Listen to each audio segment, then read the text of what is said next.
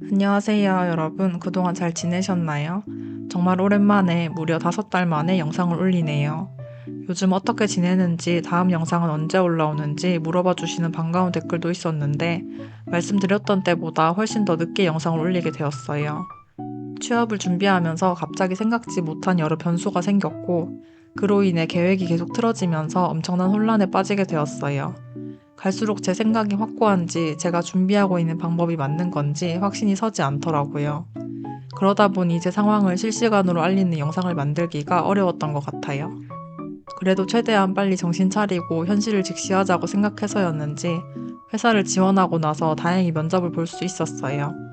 결론적으로는 제가 정말 원했었던 자체 서비스 회사, 게다가 제가 관심 있는 쿠버네티스를 실제로 활용하고 있는 회사에 취업이 되어서 1월 초에 입사 예정이에요. 그래서 이제서야 마음 편하게 또 확실히 영상을 올리게 되었네요. 그간 말씀드릴 내용이 참 많아서 최근 5개월의 생활은 압축해서 이번 영상에 담고 바로 뒤에 이어지는 영상에서는 이력서, 면접 등 회사 지원과 관련한 정말 상세한 내용들과 취업을 준비하면서 제가 느낀 점들을 알려드리려 해요. 우선 최근 5개월간 제가 한 여러 가지 활동들을 말씀드릴게요. 먼저 하반기에는 국민취업지원제도를 신청해서 참여하게 되었어요. 한 달에 2회 이상 취업 관련 활동을 해야 해서 먼저 담당자분과 함께 6개월의 취업 활동 계획을 수립했어요. 취업 관련 활동을 하고 내역을 제출하면 지원 수당을 주기 때문에 조금 더 여유롭게 취업 준비를 할 수 있었는데요. 여태까지는 기초 상담, 취업 강의 수강, 자격증 응시 내역 제출 등으로 수당을 받았었고, 마지막 달은 회사에 지원한 내역을 제출해서 수당을 받았어요. 강제적으로라도 취업을 준비할 수 있어서 여러모로 좋으니 저처럼 퇴사 후 재취업 준비를 하시는 분들은 꼭 활용해 보시길 바랄게요. 제가 첫 영상에서 언급했던 취업을 위해 취득하고 싶은 3가지 자격증 중 하나를 퇴사 직후에 땄었는데요. 하반기에는 나머지 2개도 시도를 해봤어요. 제 전 영상을 보신 분들은 아시겠지만 CKA 같은 경우는 조금 일찍부터 준비했었는데요. 그땐 내용이 좀 어렵게 느껴져서 잠깐 접었다가 하반기에 다시 공부를 시작했어요. 제게 이 시험의 가장 큰 장벽은 시간 내에 모든 실습 문제를 해결하는 것이었는데요. 다행히 실습을 계속 하다 보니 완료 시간이 조금씩 빨라지더라고요. 시험 당일에는 온라인 환경에 접속해서 응시 환경 확인을 위해 감독관과 채팅으로 대화를 했는데요.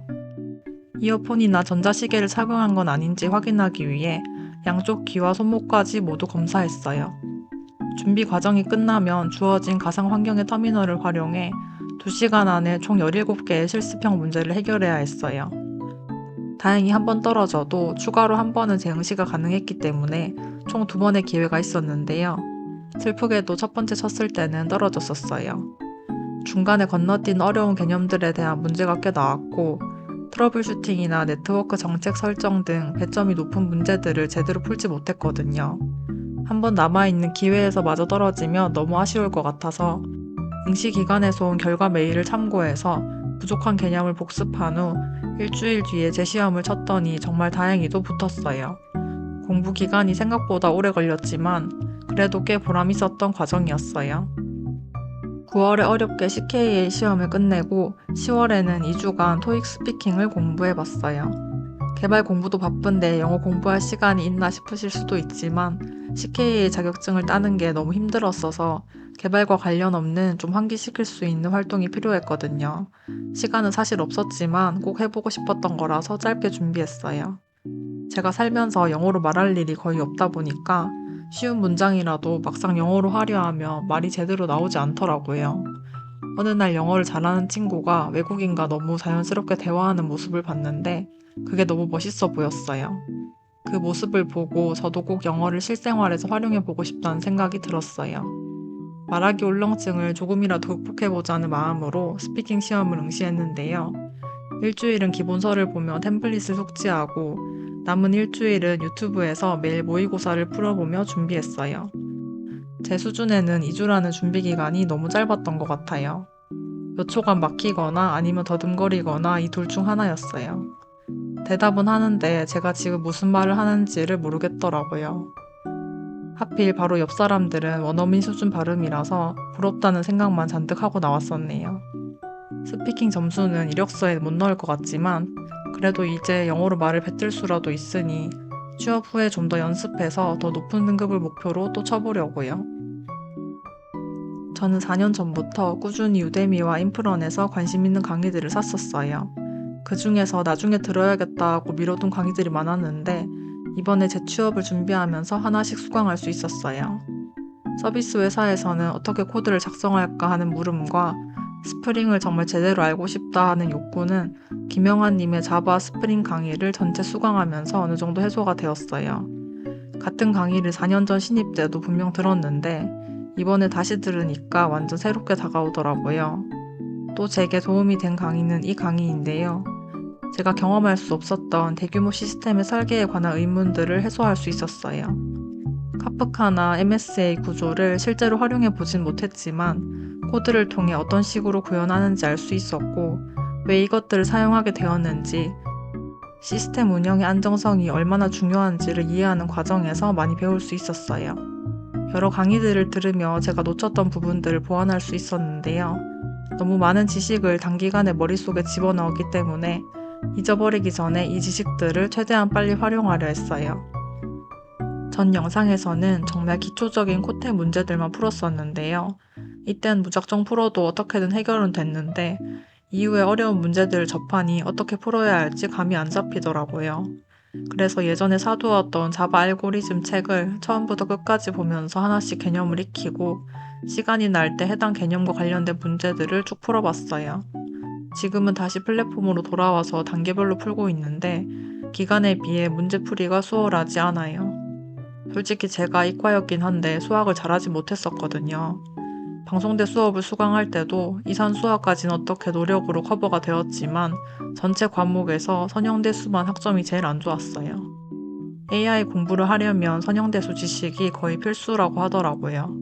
그래서 단순히 취업을 위해서라기보다는 제 미래를 위해서라도 알고리즘이나 수학과 같이 논리력을 기를 수 있는 공부는 해야 하지 않을까 하는 생각을 많이 하고 있어요. 앞에서 말씀드렸던 여러 강의들에서 얻은 지식을 활용해서 사이드 프로젝트를 정말 급하게 만들었는데요. 이렇게 혼자 서비스를 만들어 본 게 처음이라서 개발 중에 정말 많은 시행착오를 겪었어요. 우선 기간 산정을 잘못해서 원래 생각했던 것보다 훨씬 기능을 축소하게 되었어요. 또 처음에 생각했던 인프라 구조대로 AWS에 배포를 해보니 요금이 너무 많이 나와서 현실적으로 개인이 사이드 프로젝트에 적용하기에 합리적인 구조로 바꿀 수 있을지 찾아보고 적용하고 있어요. 이 외에도 사이드 프로젝트를 만들면서 깨달은 것들이 정말 많아요. 먼저 제 개발 습관 중 바꿔야 할 부분들과 보완해야 할 부분들을 찾았어요. 바꿔야 할 부분들은 기본적인 사항들이 대부분이었는데요. 사실 전 회사에 다닐 때는 크게 문제가 되지 않았기 때문에 변화의 필요성을 솔직히 못 느꼈던 것 같아요. 근데 나와 보니까 제 방식이 보편적인 개발 방식과 차이가 크다는 걸 알았어요. 자연스럽게 지금 제 실력으로 회사에 지원한다면 떨어질 거란 생각을 했고 중요한 것부터 하나씩 개선해 나갔어요. 사용하지 않았던 언어 및 기술들도 공부해 보았는데요. 처음엔 프론트는 리액트가 아니라 다른 프레임워크를 활용해서 최대한 단순하게 개발하려 했는데 왠지 지금이 아니면 시간이 없다는 핑계로 백엔드 외에 다른 분야는 배우지 않을 것 같더라고요. 실제로 리액트는 제가 입사했을 때부터 공부해야겠다고 말했었는데 공부만 했지 계속 사용을 안 해봤었고 클라우드도 자격증은 땄지만 실제로 프로젝트에 적용해 본 적이 없었거든요. 시간이 오래 걸리더라도 모든 분야를 전부 적용해 보기로 했고 하나씩 적용해 볼 수 있었어요. 프론트엔드는 프로젝트 폴더 구조, 디자인 패턴, 상태 관리 등 중요한 부분은 제가 정하고 관련 코드도 작성했지만 이후 단순한 코드 작성이라든지 막히는 부분들은 대부분 AI의 도움을 받았어요. 인프라 구성은 제가 2월에 취득했던 AWS 자격증 공부 자료를 참고했더니 복습도 되고 실제로 적용해 볼 수 있어서 좋았어요.